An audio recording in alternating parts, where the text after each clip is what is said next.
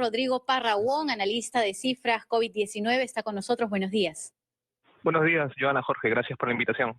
Las cifras, por ejemplo, de fallecidos a nivel nacional se han reducido, pero ¿cómo va, por ejemplo, el número de casos de personas que han dado positivo a COVID-19? ¿Va también en reducción o no? Sí, al momento se mantiene en reducción igual a un ritmo moderado, lento. Hace una semana o poco más sí hubo un pequeño brote donde la positividad o la tasa de contagios aumentó casi a 10%, 10 casos se confirmaban de cada 100 pruebas realizadas. Esto a una semana después de Fiestas Patrias. Nuevamente ha bajado, la positividad al día de hoy está en un promedio de 3-4%, tanto en pruebas moleculares como en pruebas de antígeno. Uh-huh.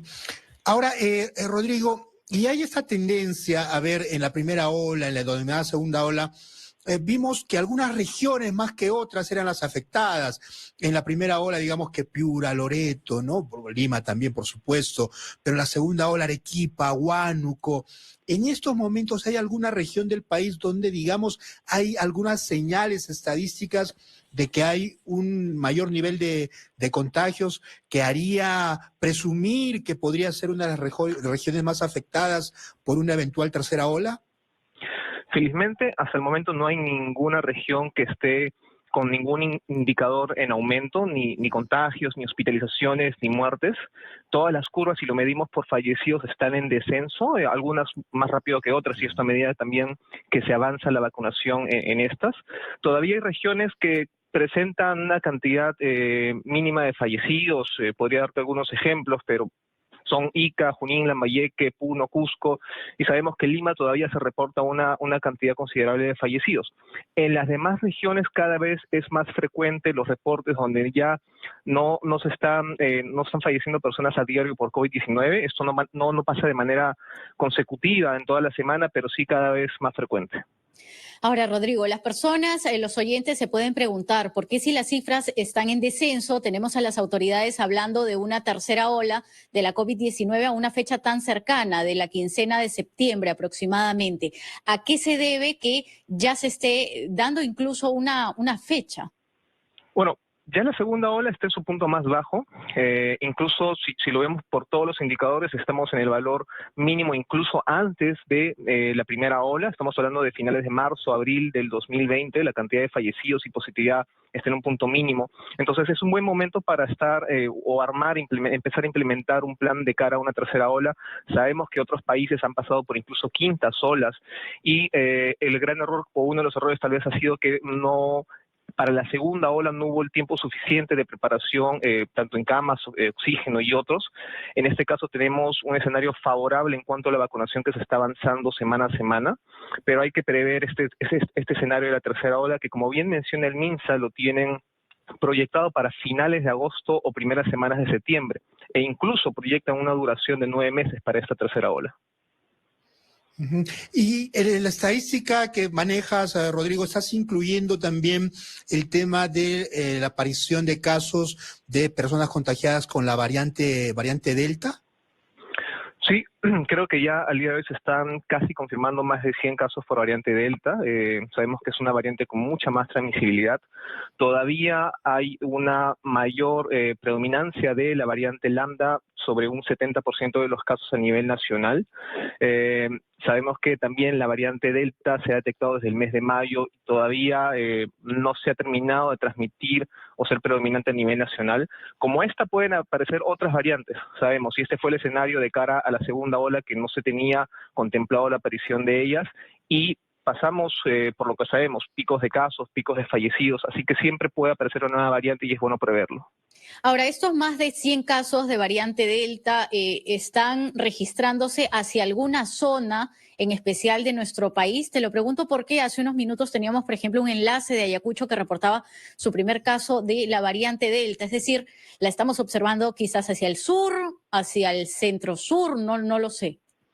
Por ahora no. Se están realizando estos estudios en todas las regiones, con excepción de Puno, si no me equivoco. La predominancia todavía no orienta la transmisión hacia una región específica al día de hoy, pero bueno, hay que estar todavía monitoreándolo.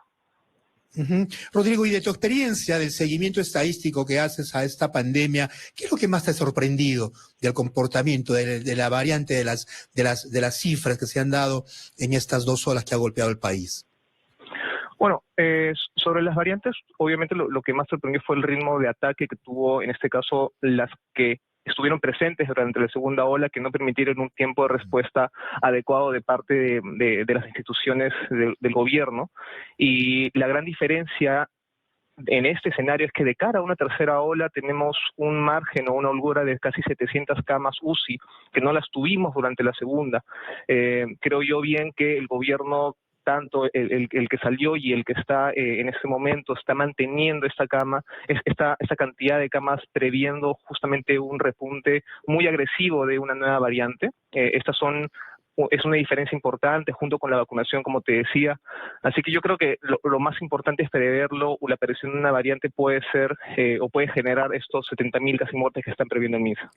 ¿Y tienen en todo caso alguna evidencia de si ha aumentado la ocupación de hospitalizaciones o en todo caso el requerimiento de una cama UCI? Porque sabemos que cuando una persona llega a una cama UCI no se sabe el tiempo que podría permanecer. Pueden ser pocas semanas, como se conocen de casos que han estado incluso hasta 2 meses ocupando una cama UCI. ¿Tienen evidencia sobre eso? Bueno, sobre la ocupación de camas de hospitalización, el ritmo de desocupación ha bajado considerablemente en las últimas semanas. La desocupación se estaba dando a razón de 100 a 200 camas cada 2 días, y este ritmo ha descendido considerablemente. Se están desocupando entre 10 y 20 camas ahora. Podríamos decir de que es más gente la que está ocupando estas camas que la que está saliendo. Igual en camas UCI también el ritmo se mantiene en descenso, igual a un ritmo lento, son entre 15 y 20 camas las que se están desocupando, a razón de las que se desocupaban hace unas semanas, que eran a razón de 20 a 30 camas. Entonces, si bien seguimos en descenso, el ritmo ha bajado. Ahora, Rodrigo, y finalmente logramos sincerar las cifras de personas fallecidas a consecuencia de la pandemia. Todavía hay allí algunas cifras que actualizar, que sincerar de parte de las autoridades de salud. Bueno, al día de hoy se están reportando, y esto por información del MINSA, entre 60 y 70 muertes confirmadas por COVID, esto por los 6 criterios implementados desde el iniciamiento. Este margen de 60-70 es muy similar al que reporta el Sistema Nacional de Defunciones INADEF. Entonces ya podríamos decir que tanto el exceso de muertes que tenemos al día de hoy es casi idéntico al que se está reportando de muertes confirmadas por COVID. Entonces el margen de error todavía existe, es muy leve. Podríamos decir que ya la data está sincerada y es lo más real que podríamos manejar al día de hoy. Deberían en todo caso endurecerse algunas medidas en la convivencia social para tratar justamente de controlar las cifras, viendo esta proyección además de una venida de una tercera ola de la pandemia. Bueno, sobre las medidas, creo que desde que se implementaron las cuarentenas focalizadas por provincias, el efecto ha sido positivo dentro de ellas, bajando la tasa de contagios y sobre todo la cantidad de fallecidos. Este criterio lo está manteniendo el gobierno actual. Hay que tener claro los indicadores que se están considerando para aplicar las medidas, tanto indicadores de salud como también indicadores económicos, como sabemos en todo el mundo los aplican. Y mientras que esto se mantenga de la mano con la vacunación, siempre yo creo que se puede prever o tener un buen plan de respuesta. Esta medida, como respondiendo a tu pregunta, ha sido muy efectiva, hay que mantenerla. Sin lugar a dudas hay un relajamiento de la población, como pasa en todos los países al descenso de cada ola, en la primera y en la segunda. En nuestro caso, siempre hay que mantener los cuidados, hay que estar alerta de cara a una tercera. Rodrigo, solamente como una cuestión didáctica, explícanos poquito y brevemente tu trabajo, es decir, tú recoges la información oficial y la procesas, ¿verdad?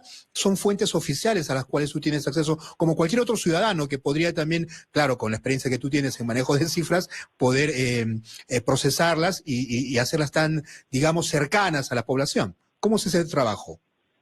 Bueno, sí, efectivamente, Perú para esto, y es algo que hay que reconocerlo, a medida que ha avanzado la pandemia, ha ido poniendo bases de datos abiertas a la mano de la población para que pueda cada uno analizarla.